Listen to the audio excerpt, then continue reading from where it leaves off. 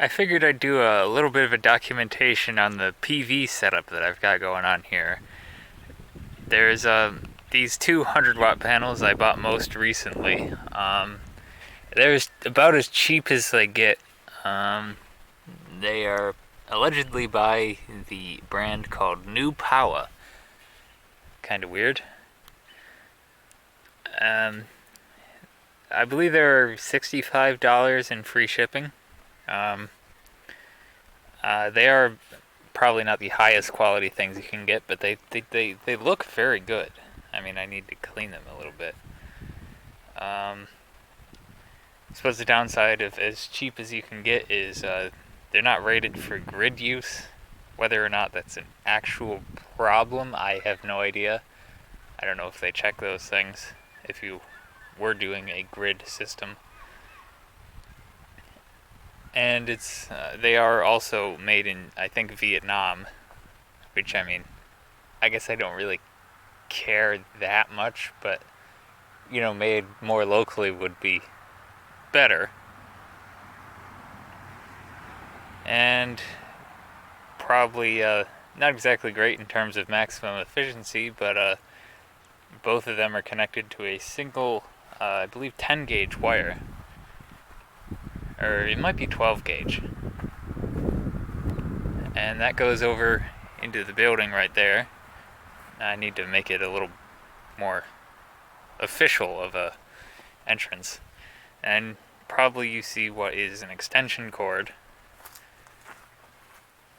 which goes to the third panel, which is back here because not really much leaves this time of year. But this panel is the first one I bought. I don't even remember what brand it is. I think, Windy Nation. This one is polycrystalline. The other ones were monocrystalline. This one's also rated for 100 watts. You can see it's not the best looking. I mean, it is a slightly older panel, but I don't believe it looked like that when I got it. But, I mean, it still works. But yeah, this is just using literally an extension cord. So once again, probably not that good for efficiency, but it works. Once we are inside the building, we can see the charge controller.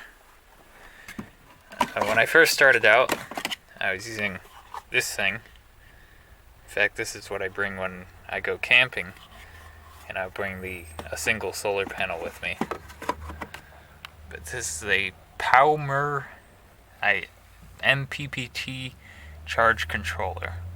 It's apparently a ripoff, but it works fine enough. I mean, the voltage handling is a little iffy. What this thing defaulted to for charging, I think it was like a cutoff of maybe 14.9 volts. Anyway, I think it was technically within the range of this battery, which is a 99 amp hour Durastart battery. This was surprisingly cheap for its capacity, and it seems to work surprisingly well for how cheap it is. But anyway, the point that I was trying to make before I went off on a tangent is that I noticed some corrosion on this positive terminal, which usually means overcharging. So I greased that, and I set this to a lower charging voltage. Let's see, I don't remember what that is. Yeah, that's float voltage, which I haven't changed, and that's the maximum charging voltage. I believe you'd call that equalization. And then that's the low voltage shutoff for this, which, I mean, sadly, I can't put all of my load on that because it's only rated for 5 amps. But anything I'd run off of a car plug will work more than fine out of that. Which I really do hate this thing because it's really hard to tell which wire is supposed to be positive and negative with one gray and one white. I mean, you can figure it out by knowing the pin out of this and then figuring out which wire goes to what. So yeah, this may possibly not be a legitimate item based on what I saw on a different eBay listing, but I don't really know. But yeah, the battery is a Durastart. Surprisingly cheap, as I said, but it works fine. The only thing is, when I received it, the water level, or I suppose technically acid, was extremely low for a brand new battery, so I filled it up to what it should have been. So if you do get yourself a Durastart battery, or really any battery, make sure to check that. And the powerhouse of the operation is this EDECOA, I might be pronouncing that wrong, I have no idea, power inverter. It is rated for 1000 watts, surge power of 2000 watts. I don't think that's really a number you really need to know, because I think it's more of just a marketing gimmick to say, wow, 2000 watts. I did technically ground it to the outside, but I need to redo that. I don't think it's grounded anymore. And I charge a lot of various things, like other batteries. I charge a different battery and then I take it inside and use it with my all-in-one computer, which I have a step-up transformer for that. And it's just it turns like 12 volts DC into, I think it's like 18. And I also have a vacuum that I can charge. This thing actually is powerful enough, I mean, I guess unsurprisingly, because it's 1000 watts, but it's powerful enough to run that Auric vacuum what you see over there. So that's also pretty cool. But as you can see, it came with a high quality, real thick wire. And the inverter I have absolutely no complaints about, other than I suppose the efficiency is perhaps a tad low, and it doesn't really matter to me, but I don't think it's actually certified under Part 15 of the FCC, because it makes a hell of a lot of RF noise.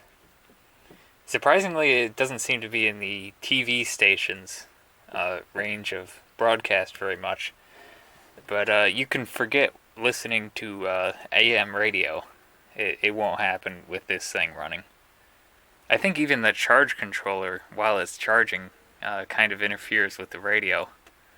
But yeah, the inverter also came with a whole bunch of spare fuses, which I think are over here. Oh no, that's mounting clips for the other thing. Screws. I don't know where they wandered off to, but yeah, it came with a bunch of extra fuses. You can see it can mount to a surface. And it has some pretty robust fans, which have only turned on once that I know of. And it has this remote. It just uses standard Ethernet cable, which I believe it came with a 5-foot cord. And I won't press the button now because the computer's running and attached to it, but it will turn it off. And it also does have a low voltage shutoff. I wish you could change the low voltage shutoff to a different value, because the low voltage shutoff is actually kind of low. I think it's like 11 volts, which I mean isn't crazy, but I would prefer if I could bump that up to like 11.2, because that would give a little more of a safety margin for what's not on a shutoff. But over here you can see I have a FRC power distribution board, which it's basically like a bus bar for 12 volts. And it's powering this 12 volt TV, very nice TV, has a wide range of inputs, and I got it pretty cheaply. I need to get more cord, because I want to save at least one AC adapter, and then my, whatever you call this thing, KVM, yes, this KVM will be attached to the bus bar as well. And also, I guess even one more cord, because that way I could power this radio. Well, I guess its main function isn't a radio, it's more of a iPod dock, but I use it with my phone sometimes. And yes, of course, the router. And VCR I just plug into the inverter. As you can see, I was kind of in the middle of watching. What was I watching? If I can get the thing out. Keyboard is kind of in the way. Beetlejuice, yes. Watching that a couple nights ago. Won't suck in because it's not on. And of course, the thing that I haven't mentioned yet is the computer that lives under here. I mean, there's also a bunch of other garbage, but the computer's the main thing. That's currently running off of the inverter because I still have not been unlazy enough to go and actually purchase a 12-volt regulator. If I can get these cords out, jeez. But yes, here is the 12-volt power supply, which I did review. It's nifty, but it just really cannot compensate for a higher voltage than 12 volts. It seems to be alright with a lower voltage than 12 volts, but I just assume that that's how it's made. I did manufacture a cord that I could shut off the electricity for this building at the fuse box, and then I could plug a cord from there into one of these outlets, and that would power everything in here. I know that's a little stupid, and it did have consequences, which is why I don't do it anymore. There was a small issue with a ground loop, which I'll have to try and diagnose that ground loop. It's not a very pressing thing because I rarely actually want to do that, and also the cord is currently ripped apart for the outlets on it, or I guess plugs. But another nifty thing about this power distribution board is it has regulated 5 volt, 24 volt, and 12 volt. The 5 volt is more than enough for this Raspberry Pi, which is currently acting as my network server, because I don't really have very demanding needs for the file server around here. It also does host a website, but not the website of mine that you know of. It's a secondary website that it's possible you might stumble upon it, but there's nothing useful there. The regulated 12 volt, unfortunately, I do not believe it would supply enough current to run the HP computer directly off of it. I mean, the computer is pretty efficient. It only draws like 50 watts when you're doing most anything, because it's only an i3. However, I think that 12 volt regulation rail is only for a couple of amps, so it's not really that ideal.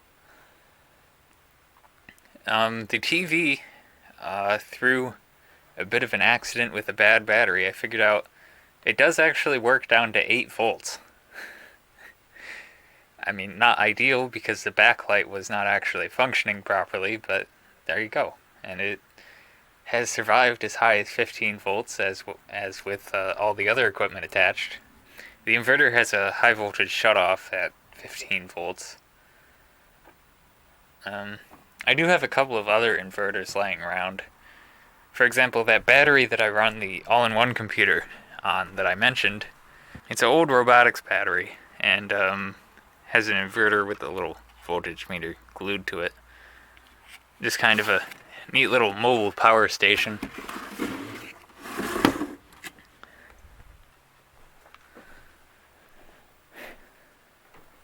I have actually run this entire Pentium 3 system off of the inverter. You can tell that the power is not super duper clean when you're using CRTs because there will be a little noise in the picture, but it's not really that bad.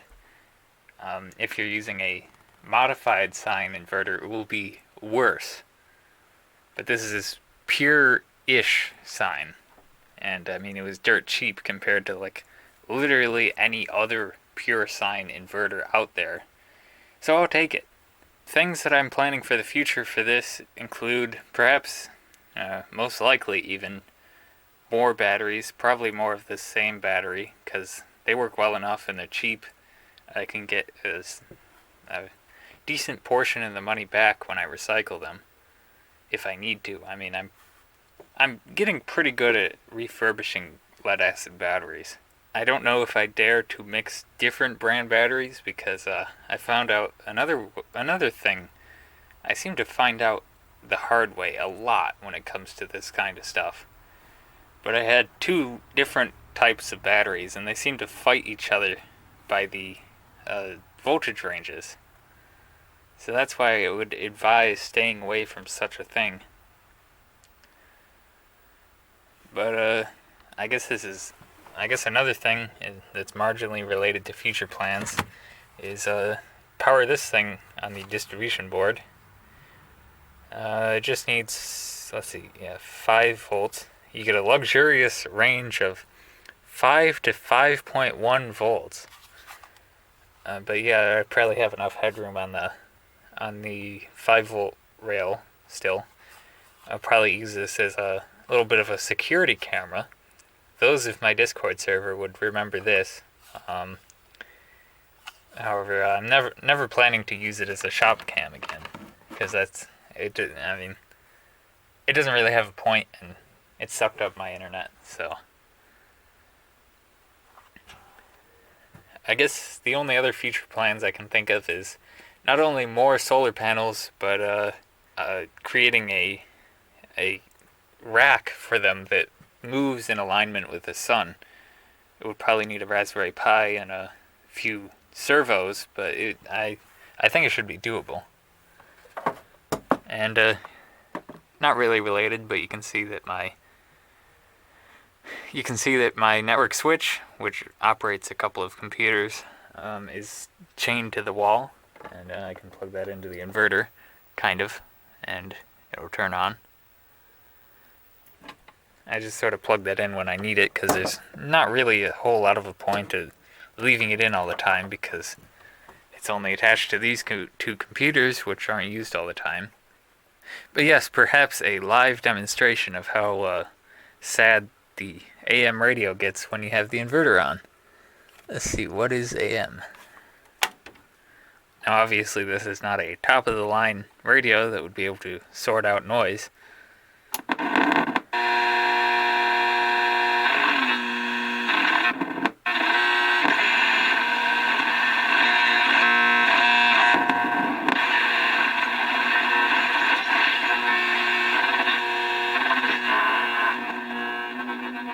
But yeah, you could see the problem there.